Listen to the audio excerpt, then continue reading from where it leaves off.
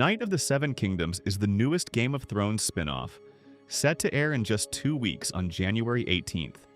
In today's video, I want to give you an overview of what to expect from this show, and don't worry, I won't give you any spoilers, so be sure to watch until the end.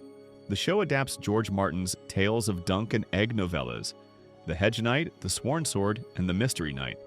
There will be a total of 3 seasons, each one adapting a single book.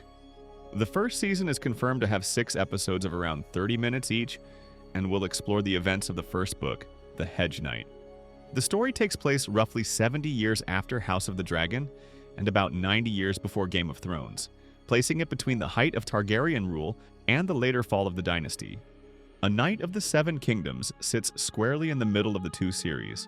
House of the Dragon focuses on the civil war for the Iron Throne known as the Dance of the Dragons, which culminates in the near extinction of dragons.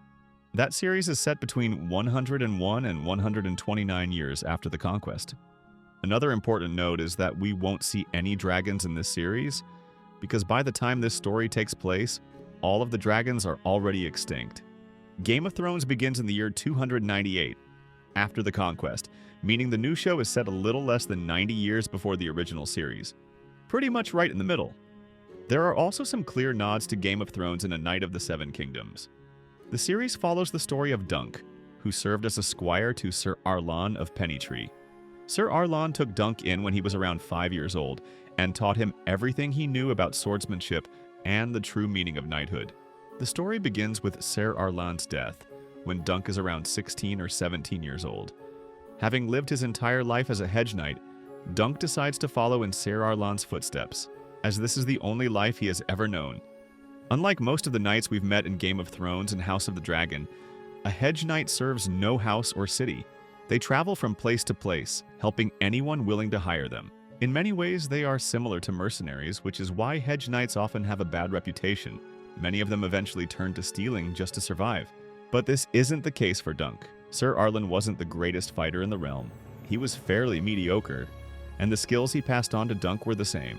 However, he instilled in Dunk a strong sense of knighthood, which guides him throughout the story.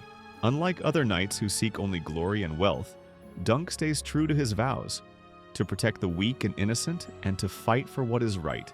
This earns him unexpected support along the way, both from common folk and from some very important figures.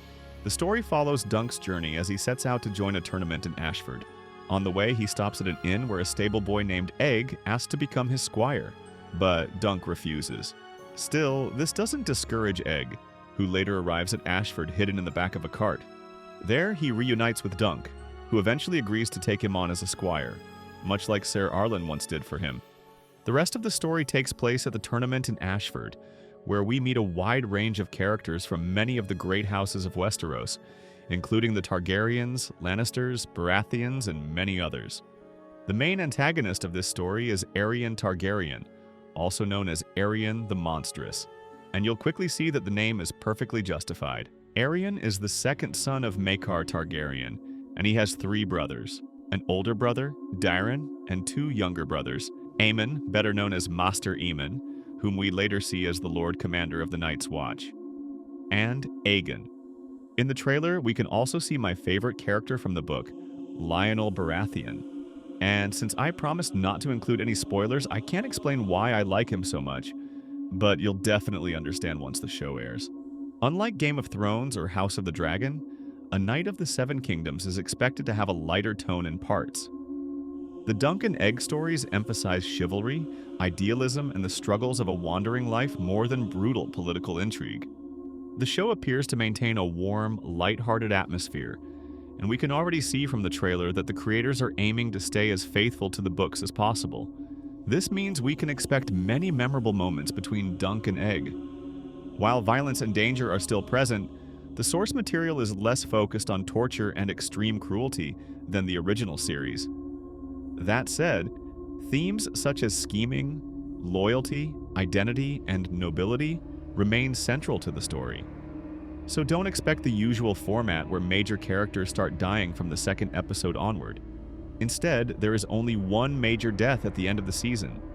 And if you're unfamiliar with the story, the identity of that character might surprise you. You don't need to have watched Game of Thrones or House of the Dragon to enjoy this series. A Knight of the Seven Kingdoms tells a largely self-contained story, with very few direct crossovers.